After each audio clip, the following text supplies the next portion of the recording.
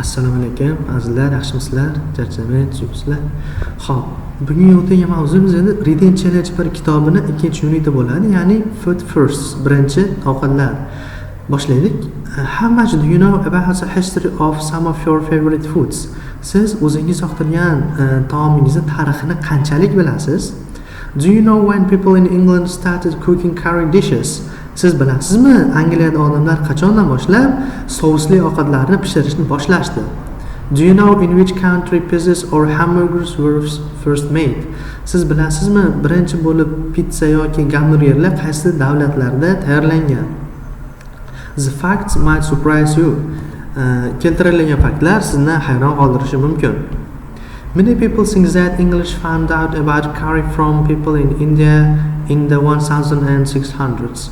Ko'plab odamlar o'ylaydiki, inglizlar 1600-yilda Hindistonga borganlarida hindlardan o'rganishgan deb hisoblanadi.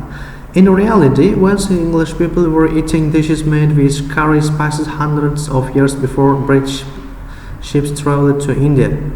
Aslida bo'lsa, boy ingliz xonadonlari o'sha sousli ovqatlarni Britaniya kemalari Hindistonga sayohat qilishidan yuzlab yillar oldin yeyishayotgandi.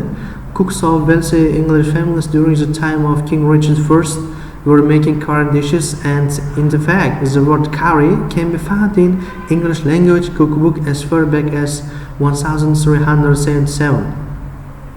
Xo'p, ingliz oilalaridagi oshpazlar deyapti, qirol Richard I davrida allaqachon shu sousli ovqatlarni tayyorlashayotgandi va aslida bu curry degan so'z ingliz lug'atidagi ovqatlar kitobida 1377-yilda topilgan.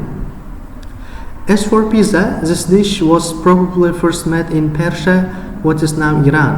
Pizza keladigan bo'lsak, bu ovqat birinchi bo'lib Persiya, ya'ni hozirgi Eron davlatida tayyorlangan. The Persians were eating round flat bread with cheese in the 500s. Xo'p, forsliklar o'sha Persiyada yashaganlar deyapti, yumaloq silliq nonni ustiga pishloq qo'yib 500-yillarda yeyishayotgandi. It was nearly 1000 years before pizza caught on in Naples, Italy. Bu deyarli deyapti, pizza Italiyada, ya'ni Nepalda ommalashib ketishidan 1000 yil oldin bo'lgan edi. Caught on, ya'ni catch on degani bu yerda ommalashib ketish degan ma'noda keladi. Finally, let's look at the truth behind hamburgers. Va nihoyat endi kelinglar, hamburgerlar ortidagi haqiqatga qaraymiz. Many people think hamburgers are in American food. Ko'plab odamlar o'ylaydiki, hamburgerlar Amerikaning ovqati. However, according to some stories, hamburgers came from Hamburg, Germany. Lekin biroq ba'zi hikoyalarga ko'ra, hamburger aslida Germaniyada Hamburgdan kelib chiqqan ekan. A German named Otto Quast created the first hamburger in 1891. Xo'p, nemis olimi o'sha Otto Quast deyapti, birinchi hamburgerni 1891-yilda tayyorladi. 4 years later, German sailors introduced the hamburgers to Americans. 4 yildan keyin bo'lsa, nemis dengizchilari hamburgerni amerikaliklarga tanishtirgan deyapti. Where foods come from isn't nearly as important as how they taste. Ovqatlarning qayerdan kelib chiqishi muhim emas, muhimi ularni ta'midir deyapti. As long as they're delicious. Ular mazali bo'lsa bo'lgani. So, go get some of your favorite food and dig in. Xo'sh, shunday qilib o'zingiz sevimli ovqatingizni oling-da va uni paqqos tushiring.